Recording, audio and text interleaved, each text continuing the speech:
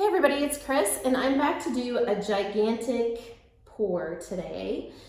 This is a project that's going into the studio bathroom, and this is actually a countertop that has been cut from maple plywood. It has been framed in with 1x2 so that it looks pretty. And then I've also primed it with the Zinsser 123 primer. So it's been sanded, primed, and sanded again, so now it's ready to paint. I have it up on paint cans just to keep it up off of the table. And then I did make sure that my surface was perfectly level because you want to make sure that everything is level, because as it sits and dries, we don't want the paint to run off and make a crazy pattern. So the colors that I'm using today are Payne's Gray.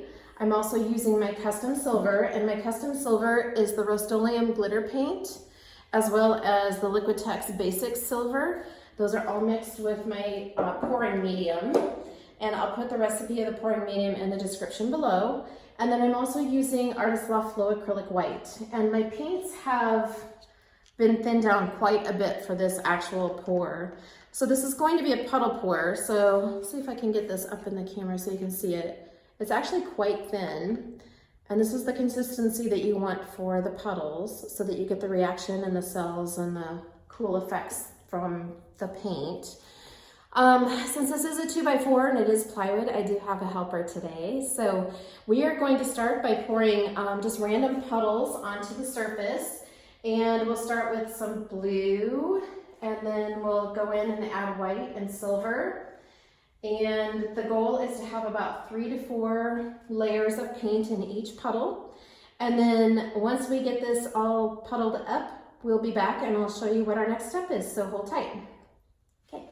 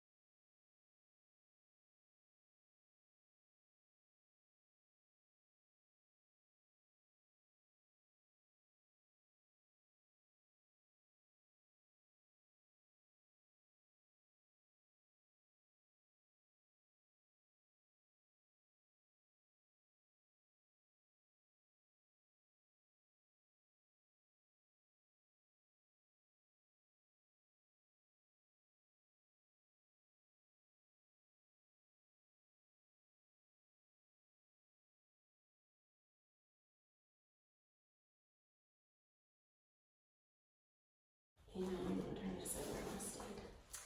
All right, ready? Kind of come down a little bit more. There you go. All right, there you go. You tip it, I'll just kind of guide with, okay? Yeah, we got to get all the way over the edge though, and then down to you. And tell me when you're covered on that end done. Okay, Good. And then let's come down towards me to get the weight going this way. Okay. All right, and yep, and now I'm going to severely tip. Okay. Wow. Okay, and then we have to come down A to little me. bit in the corners, okay? Yep. We'll go back and touch it up. We'll tilt this way just a tiny bit, and this way to get this corner. All right, let's go back up, and we're going to go back a little bit more just to kind of get the color down.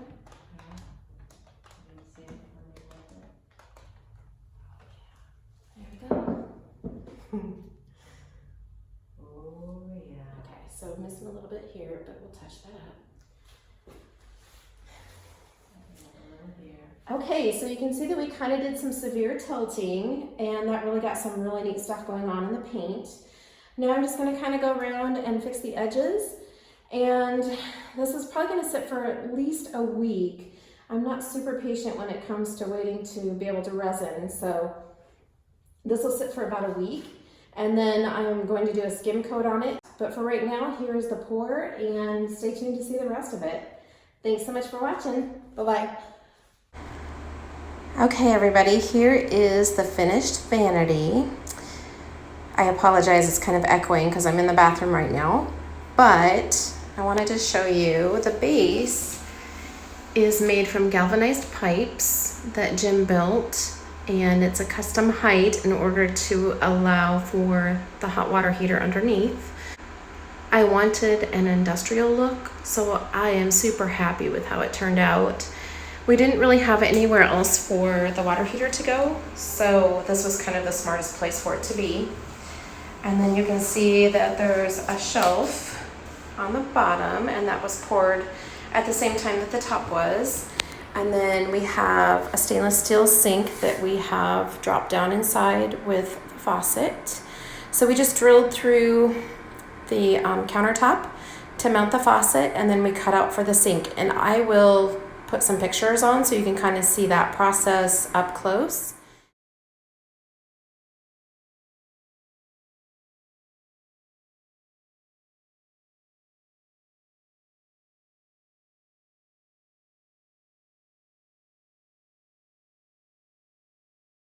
But the countertop turned out so beautiful. I love how all of the different effects of the paint. I'm gonna try to shut off the light and see if that helps a little bit. There we go.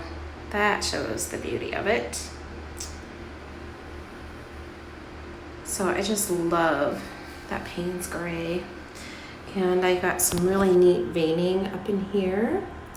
And I really love the bubbles that are up on this part of the countertop.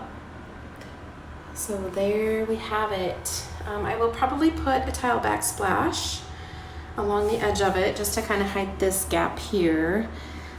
We had an outlet that was kind of a boo-boo by the electricians, but then we decided rather than have a hole in the wall, we would just leave it be, but it turned out really cool. I hope you've enjoyed this project. I'll give you another close look at how the cabinet or the vanity stand was built. Let me show you this little area down here with the feet. So I think it turned out really cool. I love how it looks with the resin. So if you have any questions, please let me know.